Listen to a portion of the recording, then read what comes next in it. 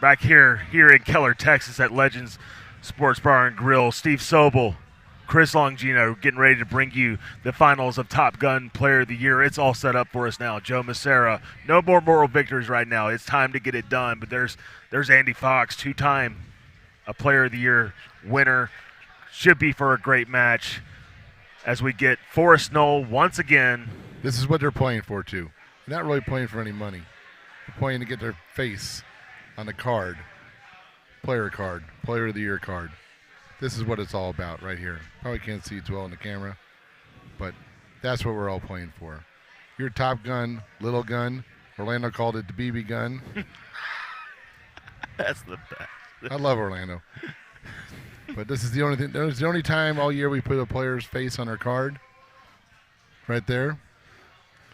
So already we're going to have David Key's face on the card. And then one of these two. Andy Fox has been there before. I've got two of them. I've got one of them in the house. I don't have the second one. But as they kick off the first hole. And as for any game that you see with Joe Massara, it is very much a lot of wiping, nobody takes care of a trackball better than Joe Massara. Is that correct, Steve? You ever want to get a text message from Joe Massara, don't, because it's not a text message, it's a book, and he'll describe to you what a trackball should be and what Golden Tee should be, and he's deep in thought on everything, including the trackball. And we're getting here started on the first hole, but Casey just brought up something, and Western Kentucky, a lot of parts of the Mid-Atlantic that got hit by some tornado damage here. Thinking about you guys. I hope you guys are staying safe. I know there was a lot of tornado damage heading up that way, so thank you for bringing that up, Casey. As hit that like button. That's what I want from you guys here watching us. Okay, 197 eyeballs. All of you needs to be hitting that like button right now. You gotta like it. You gotta share it. You gotta subscribe. Gotta subscribe to it. Do all the stuff you want to do with social media with us. As Andy Fox hits it and dancing around that second hole. He would be the only guy I would think may pull a full here, but it's probably not going to happen.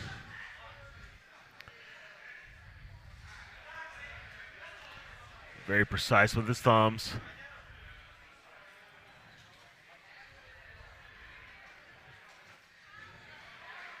I will always look back in that 2019 Austin Holiday Classic where we had Lance and we had Joe. And Joe and I spoke about it on my podcast where that was kind of the first time where he looked and said, he was kind of rolling his eyes because, this guy was using this golf ball that was giving him a lot of advantages. Right. And as you said in the text message, Joe went to social media with it and brought up some really valid points. I mean, none of them were wrong. But he's kind of adjusted to the game now, and especially being such a quality thumb player, he's adjusted to it well.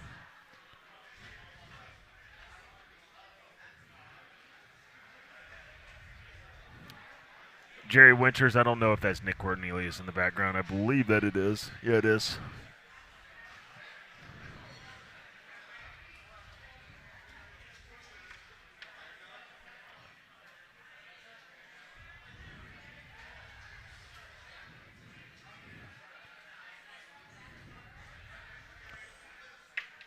And the key here. So this is also too what makes winning tournaments hard is JoJo's been sitting a little bit.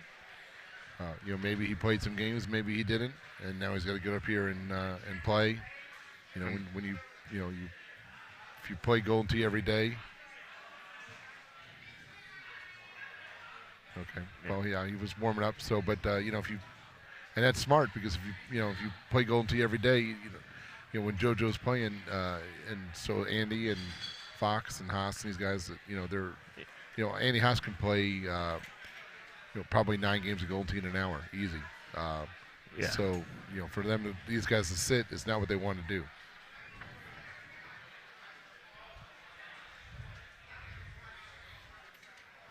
And just an excellent shot right there. Both of them taking eagle. Now we're coming up to the 5th hole, and I'm curious to see what this looks like, all right? Because Joe has all kinds of shots to play into this hole. Fox, this is a pretty easy look, so this really isn't going to hurt him. If Joe sees the full that he likes, he may attack it.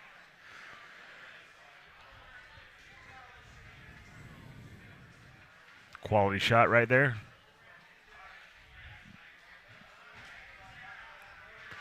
Our boy Lance. I ain't seen Lance in a while.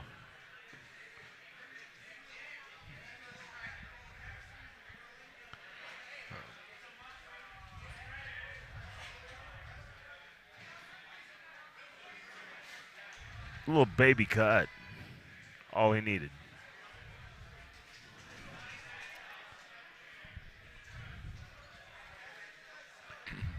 Let's go, JoJo. Nick Fernandez. Just a St. Louis guy. He's the one. He's a good player. He has that 7-8 in his back pocket from the Missouri Open this year. Yes, he took down a couple good players. Very capable. One of them was Andy Haas. I remember that. Yes. Well, maybe he went to the Powercade and learned how to play a little bit. Maybe. I qualified with him in Missouri. It was the first time ever meeting him. He was wasn't really afraid of much. I mean, he was very comfortable in the moment.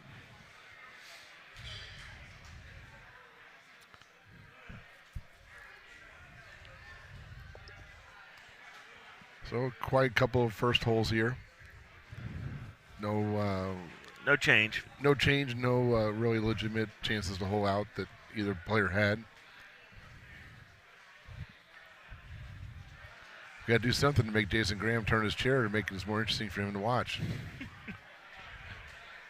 It's not all that into it, is he?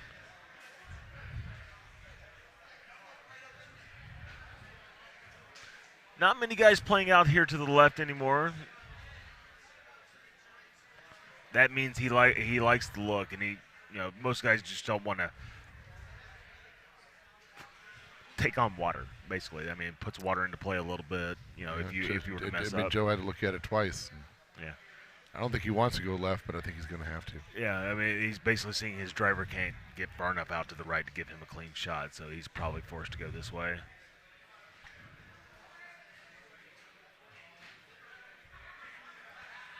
Joe's wife is here. I don't know if you knew that, Chris. No, I haven't seen Amber Massara. Yeah, she's very quiet. Yeah. But, she's here, and a couple of her matches, she was sitting back with me, and I said, "You're not going to watch him play?" And she goes, "I go and take a little peek and stand behind somebody, and then I come back over here, and that's good enough for me." I get a sense a lot of the really emotionally invested wives in here, like Jackie Loskiava can't watch Jason play too much. I mean, it's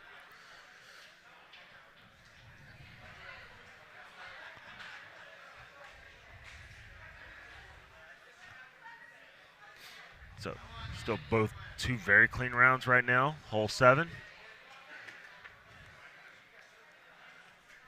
Andy Fox is pretty loose right now. Chris Beverly, Myrtle Beach guy.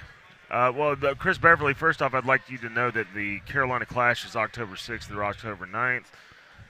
That's the one I hope you focus on. We haven't seen you in a while, buddy. Let's do it. Correct. Nope. Our website, we only update it once a year, so after this tournament we'll update with the dates. But if you go to our Facebook page, I pinned, which is Power Events Golden Tee Tour on Facebook, I've pinned our schedule for 2022. Real quick, we're going to be in Milwaukee suburb the weekend of St. Patrick's Day. We're going to be in St. Cloud, which is a suburb of Orlando, April 28th. We're going to be in a suburb of St. Louis, Missouri, June 24th, I think. I'm not exactly sure on that date. And then we will be in Nashville the third weekend in August.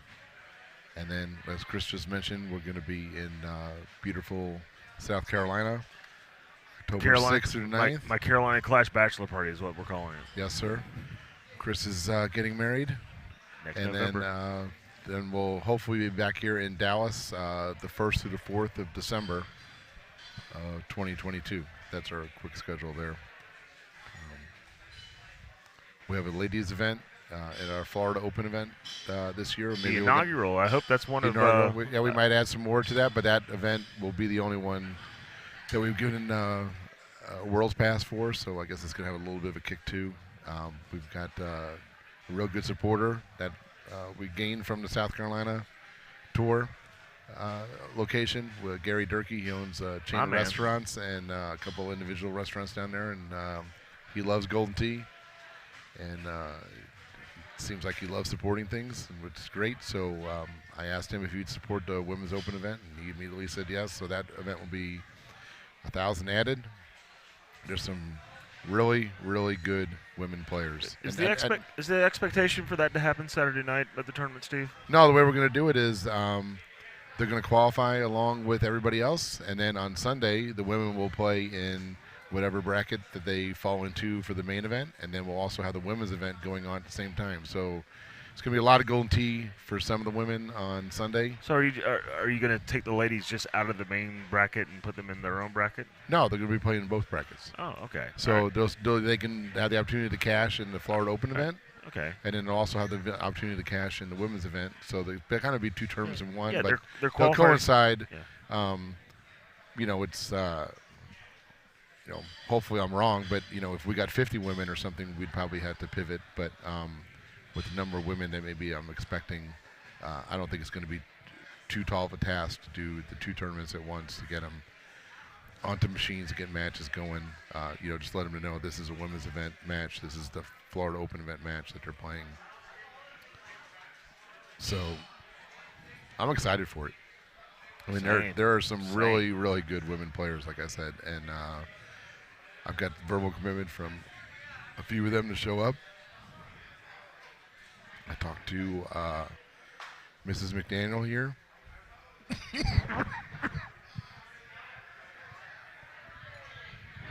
Who is probably the top South Carolina female player, correct?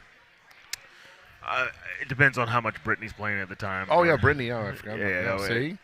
But, I mean, Brittany's been busy being a mom here lately. She hasn't been playing with Golden Tee. Well, what Mrs. McDaniel said is as long as Josh commits to being Mr. Mom so she can get out and play some Golden Tee, she'll play in the event. Josh told me this tournament was going to be his swan song, so that's fine. He can go hang it up for a little bit and let Kristen play. So I love that guy, but she might be a little bit more fun than he is anyway. It's not the same. No. Why no tourneys in Arizona? That's a loaded question, Gary Dittmer. That is a very loaded question. Well, it's been asked many, many times. So if you look on Facebook, you can see a lot of discussions and questions you have asked previously. But the main reason we don't have tournaments in Arizona is because they're not allowed. And the reason not allowed is because of the government of Arizona. So if you have an issue with that, contact your representative or senator and ask them to change the laws in Arizona. We as the PEGT Tour, I can tell you we'll never do a tournament in Arizona because we're based out of St. Louis and we're not going to drive 2.5 days to run a tournament, unfortunately. Logistically, it just doesn't make sense. Logistically, it doesn't happen. But beyond that, it's legal terms for why the tournament in Arizona can't happen. There's a lot of Golden Tee machines in Arizona. I worked in Phoenix for 2.5 years. I checked on the app. There was 200 plus machines within 50 miles of where I was. Arizona, Louisiana. Okay, your elected officials are basically just prohibiting you from being able to be entertained by this, and it sucks. I can't stand it. All right, it is beyond ridiculous. I hope we have some kind of resolution of that one day in my lifetime because I can't stand it. But much love for you guys. I hate that you guys have to deal with stuff like that. But as we get back to here, Forest Knoll, 13th hole.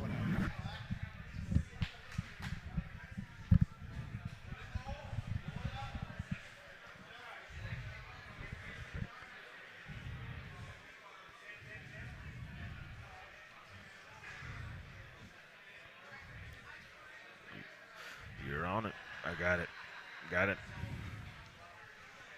Sorry.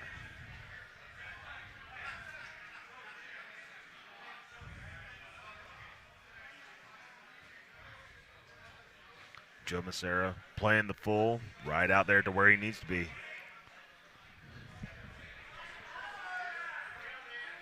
Getting close to time. Both sitting 19 under. Gotta make sure that's right. 5 hybrid in. It's gonna be hard to back this up all the way for him, so. There's Fox coming in, and like I said, it was just gonna be hard to do that in the first place. Now Joe has an excellent opportunity to hole out from here.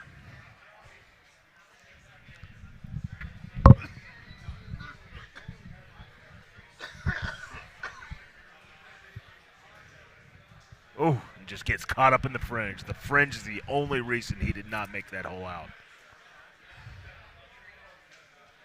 Excellent shot. Tie ball game going into 14. Andy Fox looking for his 3rd Top Gun Player of the Year. And Joe Massara is still trying to break through. Backspin 5-wood, and he knew it when he hit it. He didn't like it. Very low of the hole.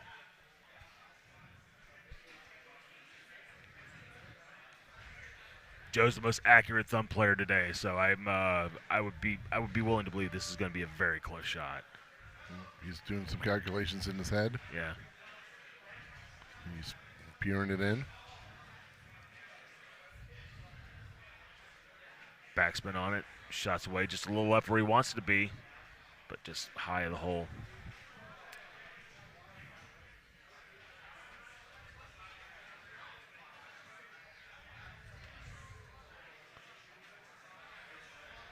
Tie ball game, 15th hole. Give us an action look. What do we have here?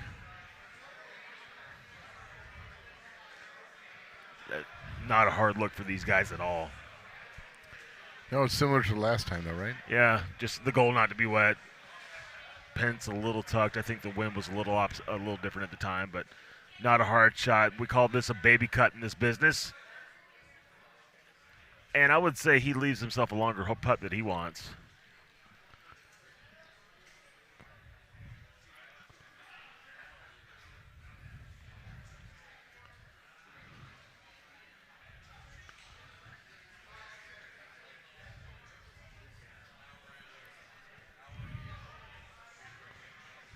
Got it. So now Fox up 6, right to 40 feet, and you can tell right now he's got to think about it. Oh, it just gets in the hole. Massara to answer. Oh, and nails it. Still tied.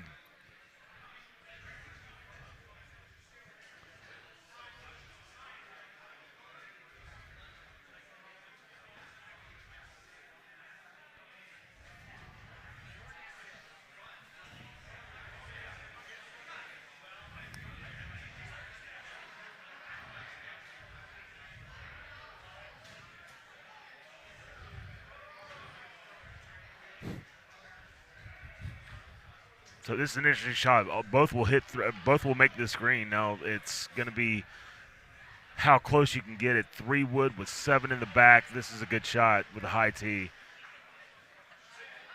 And just a little low of the hole. I can't imagine Joe doing anything much different than that.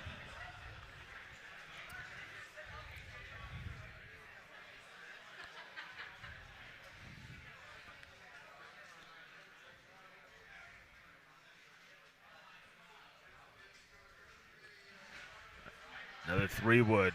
Shots away, and he hits bite with that, and that's maybe not his best effort.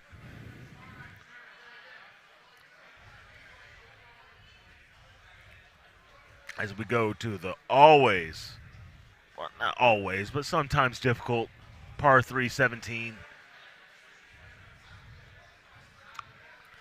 And what would be a hard look for a lot of guys, I think this is a shot that Andy Fox is comfortable with.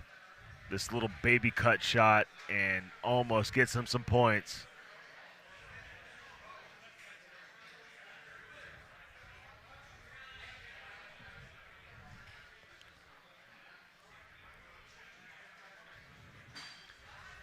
here's Joe.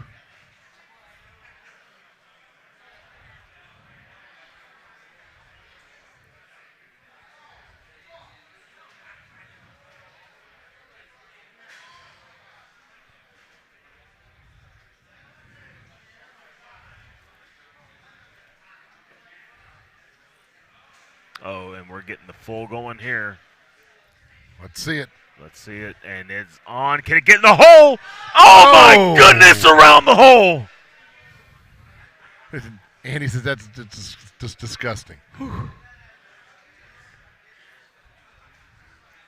I think Mr. Fox had to clinch up there for a second. That's where we need a replay. Trust me, me and PJ's going to have a project on that for sure. Got to hit that replay button. Sure. It for sure will. So looking at 18, typically the low T 10.5 has been the popular shot on this hole. This is what a similar looks like a similar look to where Joe and Evan watered before, right? Correct. 8.5 not an option, just way too much wind. The club's too long, so low T 10.5 is going to have to be the club.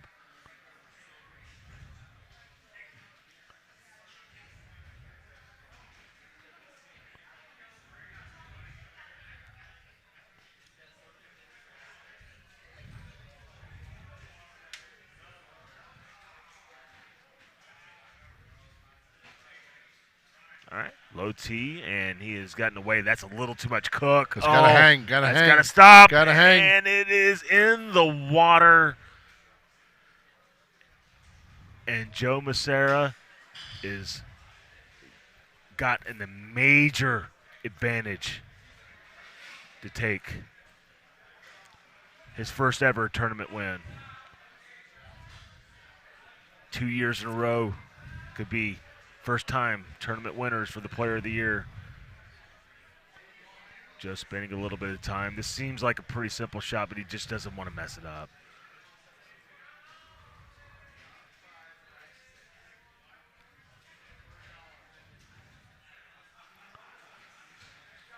Just a little bit of a baby cut, and it's a perfect and almost in the hole to win the tournament.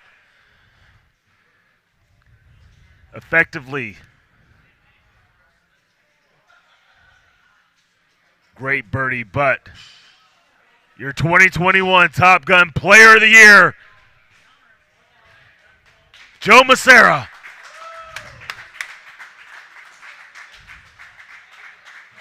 Wins your 2021 Top Gun Player of the Year.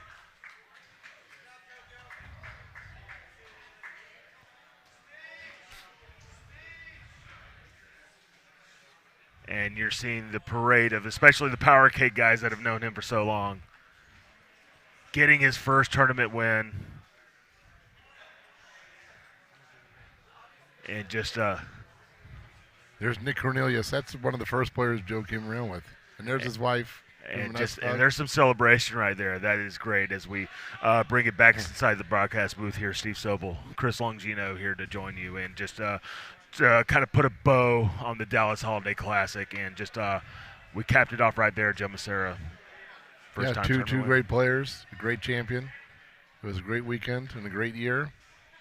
We're looking forward to 2022. And just a little on Joe. It's just, I mean, this has been a long time coming. I mean, for a lot of second places, a lot of, it's like the monkey off the back is a overused expression, but he may not think about that as much as we do. All right, I've talked to Joe Massara enough to know that he talks about Golden Tee being much more of a blessing than maybe some of these moments being a burden. But nobody's happier right now than Joe Massara to win this Player of the Year, the biggest Player of the Year tournament we have, the most lucrative Player of the Year tournament we've ever had, Steve. Just a banner year for the National Golden Tee Tour for Power Events. Yeah, it's been great. We can't be more prouder. Guys, thank you for joining us for the Dallas Holiday Classic. We've had a blast, and we hope you come join us next time. Steve Sobel, Chris Longino, signing off. We'll see you later. Peace out. 2021 has been another crazy year in the world, but live Golden Tee tournament events have been just the break we needed. This year's tournament circuit started off in exciting fashion at the Wisconsin Open back in March. where Minnesota's Andy Fox took down the seemingly unstoppable Paul Anthony Luna in overtime. Luna wouldn't stay down for long, though, as he would fight his way back the following month at the Florida Open, taking down veteran player Ryan McCook to secure his first 2021 victory. And at the Missouri Open in June, hometown player Joe Massara was handed another second-place trophy, once again at the hands of Houston's Paul Luna, continuing his winning streak. We then made our way to the Music City Madness in Nashville, Tennessee for the very first time, where Paul Luna once again stood tall, this time taking down two-time world champion Andy Haas to claim victory. Luna's streak would end in October at the Carolina Clash, though, because Illinois' Clint Grover, a player who days before the tournament wasn't sure if he'd even be able to make it, would end up taking down Ohio's Gary Sheldon for the title. And as we get ready for this year's final tournament events on December 9th through December 12th, we look back to 2019's Austin Holiday Classic, where we saw Andy Haas double-dip King of the Hill David Duncan to win the championship. This year's Dallas Holiday Classic has $11,000 added to the prize pool and over 200 players already signed up. Following the Holiday Classic is the Top Gun Little Gun Player of the Year events, where in 2019 we saw Lance Harris win his very first Power Events tournament. Who will walk away with the top titles of the year and part of the $35,000 prize pool? Will any of the usual suspects dominate again? Or will we have brand new champions on our hands going into 2022?